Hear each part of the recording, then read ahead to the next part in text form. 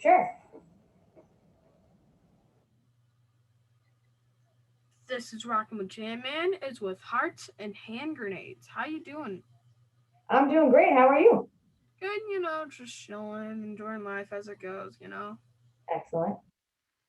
First off, that are watching and not familiar with you, yet tell me about yourself. Well, my name's Stephanie, and I'm the lead singer and the bassist for Hearts and Hand Grenades.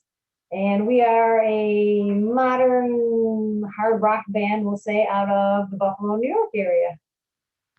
Well, you're in Buffalo. Here I am. Wow, I'm in Buffalo. That's what I thought, dude. That's awesome. Wow, that's cool. Yeah. I wish I would have. I wish I would have known that we could have done this in person. Yeah, definitely. So you guys are a boyfriend and girlfriend. Is that hard working together?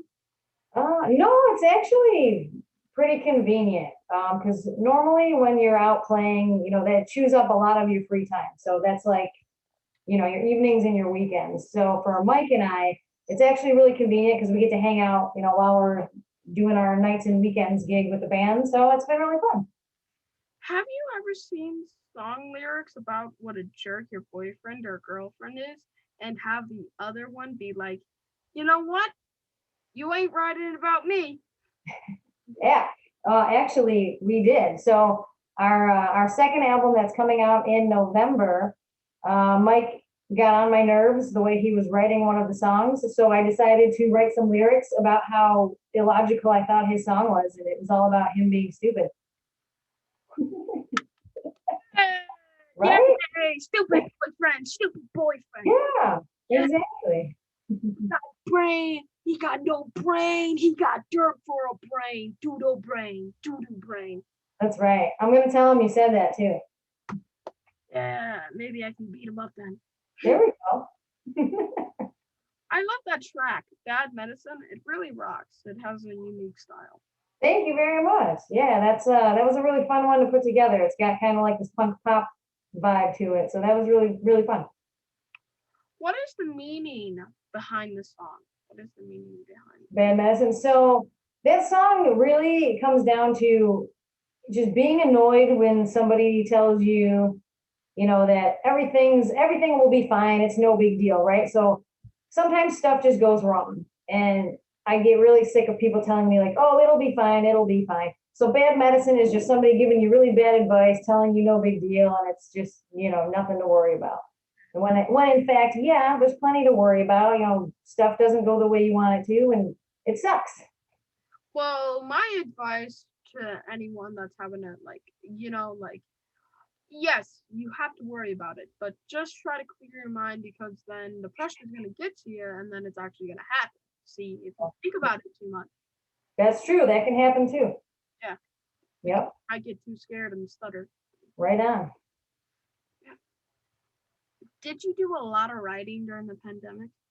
We did. We actually wrote basically the whole second album that we will be putting out.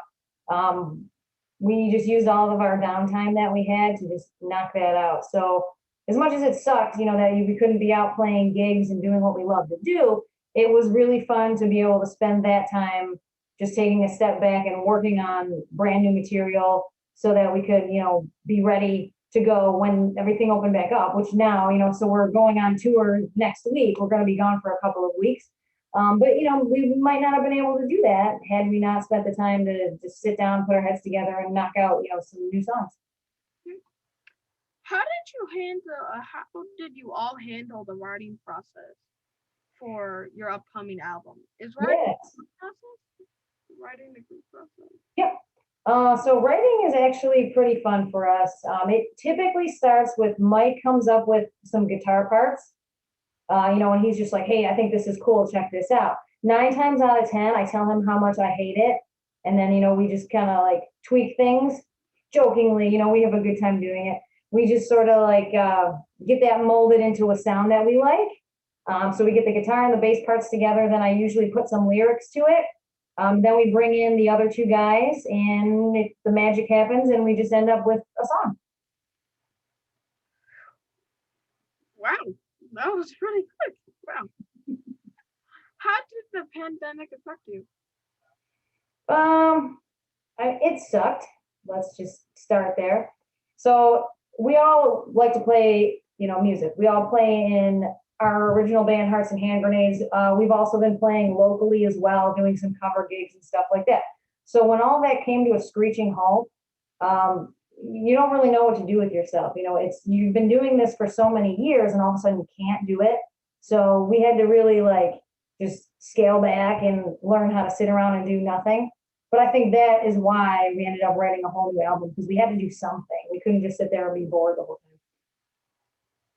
Are you excited for the album to drop this year? Are you excited? I'm super excited. I can't wait. We put out actually our first album in January. So we're doing that strange thing that a lot of bands don't do. We're actually putting out 2 albums in the same year. So I think that's really cool, and we're very excited about it. Are you going to release party? Are you going to release party at like a town ballroom or the Rapids?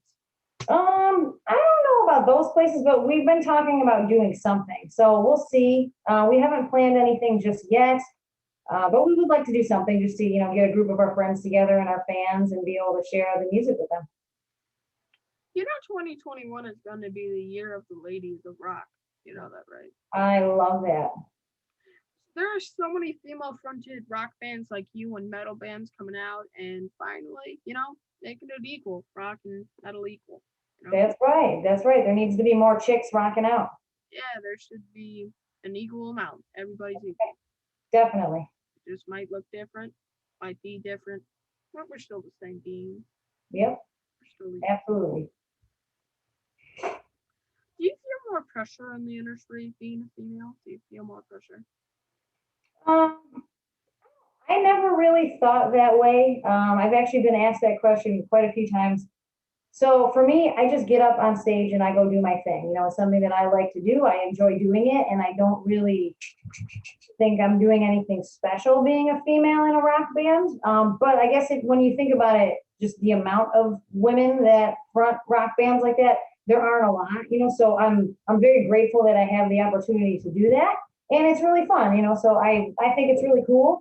But yeah, I never really singled myself out saying that I did anything, more spectacular than anybody else. I'm just having a good time. You're playing at the beach this weekend. That is my area. How did you get that gig? Oh, so yeah, we are playing at the beach this weekend. It's called the Beach Club at Mickey Rat's. It is one of our most favorite places to hang out locally.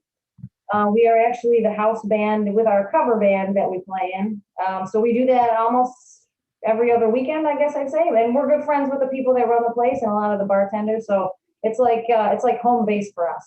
Those people are not just friends, they're family. And you got a tour kicking off next week with Smile Empty Soul. Wow. Yep. Yeah, those guys are really cool. How did you hook up with them? So we ended up actually playing with them back in May. So there was 2 legs to this tour. We did the first leg of that tour with them out in we were in Illinois, Indiana, that area. And so, we were lucky enough to be able to join them again on this second leg of the tour. So it was pretty cool. What is your favorite memory from playing a show? Ooh, my favorite memory. Well, so there's 2 sides, I think, to that question. The really fun stuff, excuse me, is, when you're playing a humongous show. We played for a place right outside of Buffalo called Kenmore. We played a gig called Kenmore Days, and it's just a huge event, so to be on stage and you're playing to basically a whole town of people. It's just an ocean of people when you look out. That's a great feeling. That's a memory that, the first time you get to experience that, you'll never forget it. The other side of that too is when really weird stuff happens. So I'm going to share a really funny memory that I have where we were playing a show and Mike bent over and was working on a speaker and actually ended up splitting his pants. it was hilarious, the most funny thing I could have seen happen at that time.